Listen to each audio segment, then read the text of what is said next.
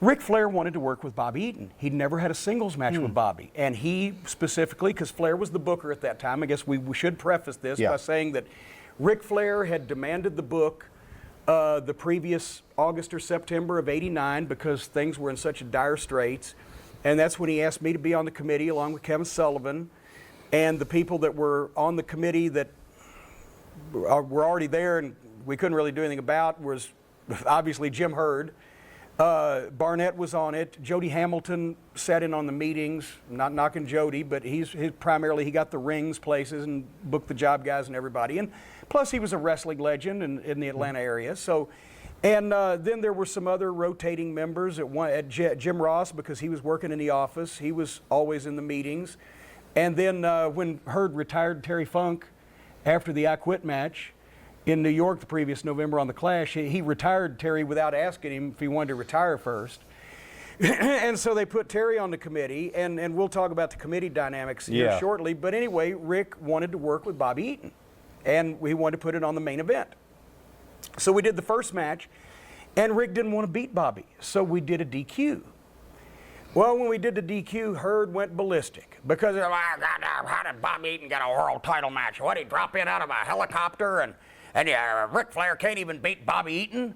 And he just made such a goddamn stink about it that Rick said, okay. He said, we're going to have another one. And this time I did the finish. I said, okay. In this match, Rick and Bobby had another great match.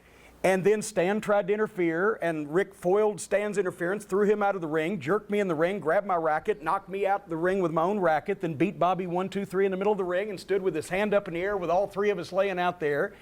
And I said, okay, let the fucking bastard bitch about that. And he did, of course, because we covered in the previous volume, Buy It, that he didn't like the Midnight Express, he didn't want to use them, he didn't like me, blah, blah, blah. But here's the problem. The problem is that the first Sunday night main event on TBS on December 3rd with Ric Flair versus Bobby Eaton did a great rating. And the second match that aired on January 7th did a 3.2 rating and a 5.0 share. That was 1,667,000 homes. I have the official TBS printout, by the way, here, which was the highest rated Sunday night TBS main event show since, you guessed it, the December 3rd show, were the first Flair and Eaton match. So he was doing these numbers, and the fucking bastard couldn't get over it and wouldn't stop bitching. But does no one say to him? Yeah, I did all the time. That's why he didn't like me. Sort of like when everybody tells Trump you're a fucking lying sack of shit, that he is. And, you know, he doesn't like it because truth hurts.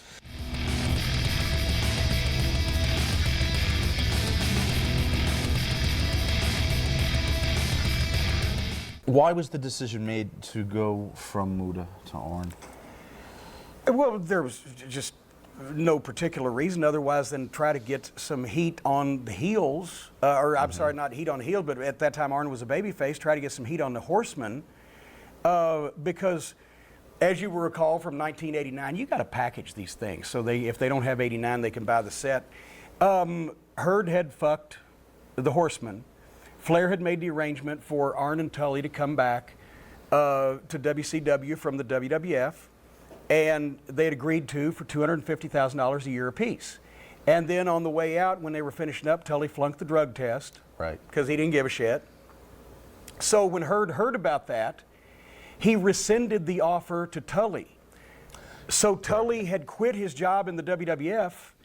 And on Ric Flair's say-so, because he had Herd's word that he could offer these guys this money, and then Herd pulled that back, so that effectively ended Tully's Major League Wrestling career because he'd quit on Vince and couldn't go to WCW. And since Herd said that Tully and Arn were more valuable as a team than individuals, he dropped Arn's offer to $150,000. Yeah, I remember. So all of a sudden, Arn left a job where he was making really good money to come back for a job that he's now making $100,000 a year less at. And that pretty much effectively ended, for at least the next couple of years, anybody coming from the WWF to WCW, because now they had established that Herd's word and the word of the people in Atlanta was no good. Where do you place Arn in the lineage of NWA TV champs? I mean, Arn Anderson is one of the greatest talents that ever worked anywhere. I think he probably gave more prestige to the TV championship than the TV championship gave to Arn. It was something that we had. So we were trying to, at least it was still, that hurt was still fresh that we couldn't put the Horsemen back together, which we all thought would be somewhat of a difference maker. So we're trying at least to give as much credibility to Arn as we could because we needed to build up some stars.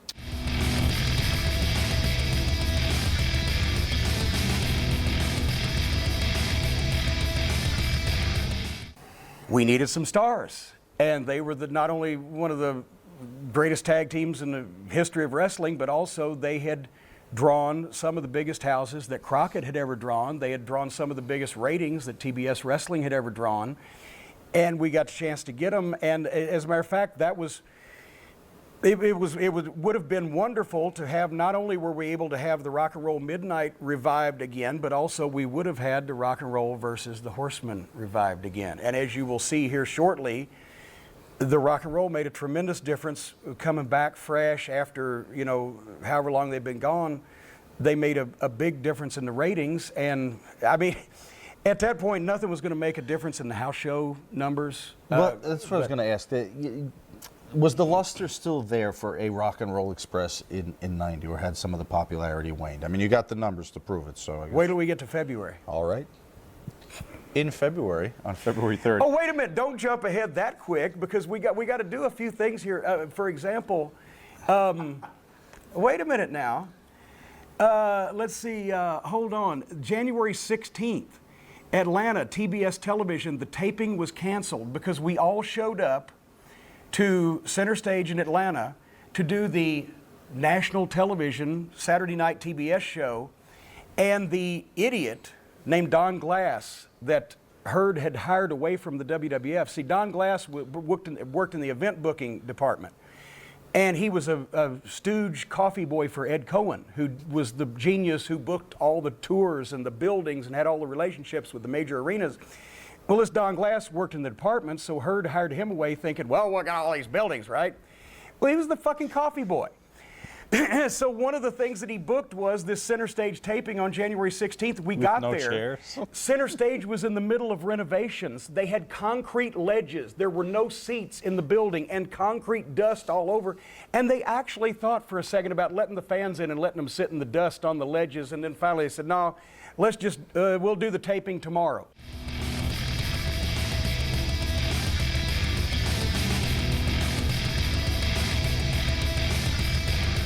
You're the ringside manager, of course, for the Midnight Express. You got your own talk segment, Louisville Slugger. You're part of the booking committee. You got more jobs than a Jamaican at this point. You're clearly the hardest working man in all of WCW. Well, I tried.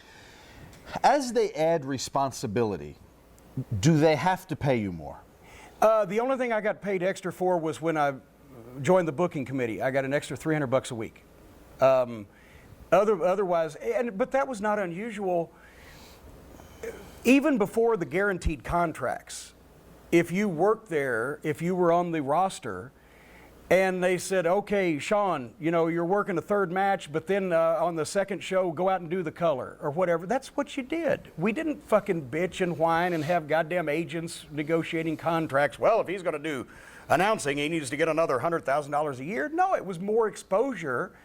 It got me out there to do my shit, talk about the Midnight Express, or since I was on the booking committee, at least I could get the angles over from the heel perspective, and plus I'm working with Jim Ross. So I was that's going to a say, dream how was job. it working with JR? He taught me pretty much everything I know about. Actually, I could go out there and be a heel and, you know, just aggravate people, but as far as broadcasting and as far as doing color commentary and analysis and as far as and knowing how to read copy and jump in and jump out and do the plugs and et cetera and pitches and inflections and everything, I'm sitting there, you know, learning to paint from Rembrandt. So I should have paid him.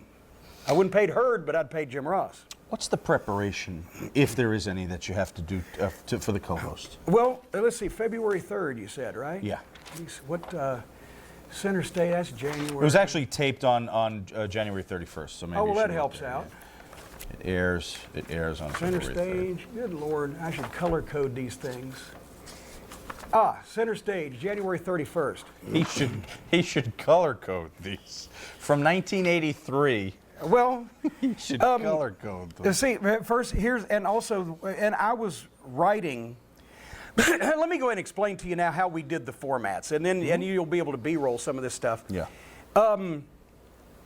We would have booking meetings once a week. We would fly to some fucking place or whatever, Detroit or wherever, that Herd would get together with us while we were all on because me and Flair and Kevin were on the road. Jim Ross was on the road for TVs, but for house shows, he was back at the office. And everybody else, Barnett and all those guys, were in the office. So they would go on the road and we would meet at a airport hotel or get a boardroom or something somewhere. And absolutely nothing of the booking was actually done in the booking meetings. Because Herd would grump and argue and grouse at Rick or at me or at whoever and talk about what he wanted to have done or do or whatever. And then we'd all leave, and then Rick would sit with me and Kevin in the car or on the way to the airport or before the show or whatever and say, okay, I want to work with so-and-so. Sean, you work a program with Anthony. This would be a great angle. We'll do this. Boom, boom, boom. He'd give us the high spots. And some main event matches to put on television that he had in his head. And then he'd tell me and Kevin, okay, go fill it in. So then I would sit down, sometimes in a room late at night, or if I ever was home, with the talent roster and all the paperwork, because look how I am. And I would do formats. And I would make sure that everybody was represented in some kind of way and that all the things that we needed to do were involved somehow. And then I'd write them out by hand, and then I would show them to Kevin. And Kevin would say, well, Jimmy, you got a good maintenance show there. I can't do Boston. But it needs a little oomph there, or you need to put this. So he would give me a couple of ways to dress up just a flat job match. Or he'd give me a little thing to do where somebody would be involved or whatever that would juice it up a little bit and add a little something to that hour. And he would tell me at the same time why he was doing that. And so he was teaching me. So then I'd go and I'd put that down. And I'd redo the shows, and then I'd send them in by the fax machine to Janie Engel at the office. And she'd type them up, which is then what you see here. Then Herd would see them, and Herd would get mad, and he'd take out all the live interviews, and he'd put in 30-second pre-tapes. Then we'd go, because he didn't like live interviews, because that's the only... The only wrestling show he'd ever seen was the one that he worked on in St. Louis when he was a director in the 60s, and that's one thing Sam Muchnick didn't do was very many interviews. So he didn't think, he thought well, goddamn, we need a good wrestling bout to keep the people's attention. If Ric Flair is doing a live interview in the ring with fucking Woman, and JR's holding the microphone, and Flair's doing his thing, and the fans are going crazy, that's bad. But if we have a wrestling match involving the fucking New Zealand militia, well, that'll keep the fans' attention. So he'd take all the live interviews out and put in 30-second pre-tapes instead. Then we would go to the show, and we'd have the production meeting at the taping, and as Rick would look at the formats, he'd say, is this what we had? And then I'd get out my originals, and I'd say, no, Rick, who changed it? Well, actually, Herd would tell Jim Ross, because he was in the office, to change it. That's where JR got on sideways with Flair, because it would be JR changed it. So Rick would have me change it back, and then we'd do what we originally planned most of the time if we caught it, and then Herd would go ballistic again. But anyway, so you got the list of pre-tapes at the start. I would write those out, and they'd be typed out. Then this is the order of live events, and for the show and the date that it ordered, and then this is the format. And the preparation on the right-hand side, here's all the plugs. Tonight, at the Oak City Fairgrounds Coliseum, Buzz Sawyer and Dr. Death. Tomorrow night, Dallas. This Tuesday night, The Clash, Texas Shootout, starting time 8:05 Eastern. This Friday night, join Gordon Soley and Jim Ross for the Power Hour, Funk's Grill, the Royal Families, all the bullet points. I would sit down with JR as the color guy, and we'd go through all of that and make sure that we knew what we were wanting to do and wanting to plug. Join us for the Extended Wrestling Hotline coverage of The Clash on 1-900 buy this shit or whatever. And so and then JR and I would sit, and if there was a main event, we would really go into it in a little bit more depth on what we wanted to talk about and how we wanted to get the guys over. But if it was, Keith Hart and Pat Rose versus the Fabulous Freebirds, that was pretty much self-explanatory, and that was the But you personally, before going in, would you want some to some tidbit about individuals? Did you do any of that type of stuff? Well, I mean, you know, if it was somebody college they graduated from, amateur. Yeah. Would you try to get little facts? Yeah, JR did a lot of that stuff, and he would feed them to me. And see, once again, as the color guy, that was not my job necessarily, especially as a heel color guy. JR was going to really give, especially if it was a babyface, he was going to give a lot of the guy's background, because I was, as a heel, more intent on tearing the babyface down than build him up. But if it was somebody I'd never seen before, I would ask them also a little bit something about him, but I generally knew the background, or at least the background that we wanted to talk about. When in wrestling did they start dropping the commentary into the matches that were taped without announcers, either not there, or certainly them not doing the commentary? They started doing it when they figured out how to, because there was never a budget to do something like that. You had to do the commentary, either that or it was obvious. There was a film that was shot in the arena, and then the announcer is in a studio talking over it. Well, and then this happened. But to make it actually appear that it's the announcer is live, that was around this time the WWF and TBS got budgets and decided that they could do that. And were you doing it here? No. Well, no, not on the TBS shows. Okay.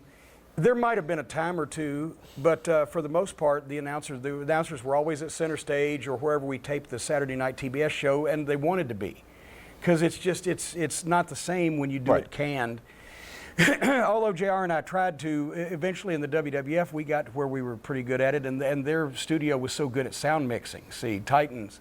But the TBS people, they couldn't, the sound mixing was, at that point. How's their taping facilities these days over at WWE, Jim?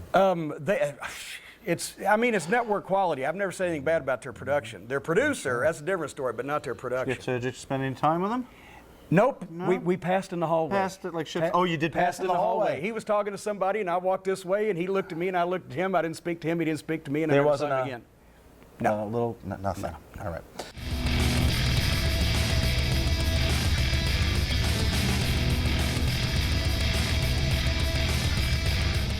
Why is the decision made to turn the Horsemen heel again? Well, it was always going to head in that direction, because we knew that, especially if Tully and Arn had come back, the people would be so glad to see them, especially after some of the stuff they had seen the previous year, that they would go crazy and they would cheer them and they'd be baby faces. But then Rick always wanted to be a heel, and Tully and Arn's best use was as heels. And once again, you could have Tully and Arn in the rock and roll, and etc. So it was always going to go that way, but we knew that there was an initial settle-in period, and with Arn, it was the same thing. They were so happy to see him back. And the reason why Ole was back, he was doing a favor, because we were short a Horseman. Because Ole, he had his money and he had his business, and he didn't give a shit to get back into wrestling business. But he did it as a favor. So that was the way, because Flair wanted to eventually put the belt on Sting, and had promised Sting the belt, and it was going to happen at that pay-per-view at Wrestle War, that this clash was the go-home clash for. Pay-per-view is going to take place in a couple weeks, so that was the big angle for it. He actually resigns on the 22nd, but let's first do the Flying Brian thing. Well, Rick wanted to work with Brian Pillman. Right. And he specifically said, I want to, he booked 2 matches on that taping session. He said, I want to work a single match on a Saturday night show with Brian Pillman, and I want me and Arn to work with Rock and Roll Express on a Sunday night show. Okay, that's what we did. And basically, let's see if I got anything, any other details I don't have here. The Saturday night show on February 17th, 1990, with Ric Flair versus Brian Pillman in the main event, did a 4.0 rating, a 7.8 share, 2,130,000 homes. It was the best rating on TBS for the Saturday night show since February 1987, 3 years. And an all-time high in viewers because of the increasing availability in cable homes. February 18th, Sunday night main event, it did a 4.4 rating, an 8.2 share, 2,324,000 homes, about 5 million viewers, because at that point, the homes, they figured about 2 viewers per home. That was the formula then. So that was about 5 million people. That's for the Sunday night TBS show. It was the best Sunday night or the best TBS number since December 1985 at an all-time high for the Sunday program. And right here is the specific, wait a minute, where'd we go? There you go. There's the specific numbers that backs it up. This is TBS's own printout. So here's what had happened. When Ric Flair demanded to be made the booker, the previous, I guess it was August, because of the shit that the company was in, George Scott had destroyed everything. And that's the reason they fired him when he didn't promote that Flair and Steamboat match in the Superdome as the Clash of Champions, because he thought it would hurt the house shows. Right. He's working for the TV company, and he didn't, anyway. So then, that was the first part of April, they fired George Scott. But as everybody knows that bothers to follow this shit for any length of time, when you change bookers and you change talent and you have a switch like that, things still keep going south for a little while. They didn't hit the bottom until June. That's when there was a booking committee of, and I'm not knocking anybody on it, but it was Jim Ross and Jim Barnett and Jody Hamilton and Jim Hurd and a few other people, and June of 1989 was the bottom. June 1989, WCW Saturday Night did a 1.9 rating on June 10th. On June 11th, the Sunday Night Main Event did a 1.1. And on June 14th, the Clash of Champions did the lowest rating ever, a 3.8. 8 months later, Ric Flair as booker had taken Saturday night from a 1.9 to a 4, Sunday from a 1.1 to a 4.4, and the Clash from a 3.8 to fucking, and so, yeah. And Jim Hurd would still not leave him the fuck alone. So that's what I mean. That was the final straw that weekend when the ratings came in, and Hurd still wouldn't leave him alone and was still getting under his skin and was trying to second guess everything he did, which is why he wrote this letter on February 22nd, 1990. He had called me and Kevin and told us he was going to do that. I'm like, oh, fuck, right? I think we were the only ones that knew until we all went into the booking meeting, and Flair was the only one that was not there, but this copy of this memo was sitting on everybody's chair. I have tried very hard to make the committee work and have spent many long hours analyzing the internal turmoil and the reasons for the turmoil. This is from Ric Flair to Jim Hurd. I have come to the conclusion that your interference in the planning of the committee and constant changes exercised by members of the committee without my approval is not workable.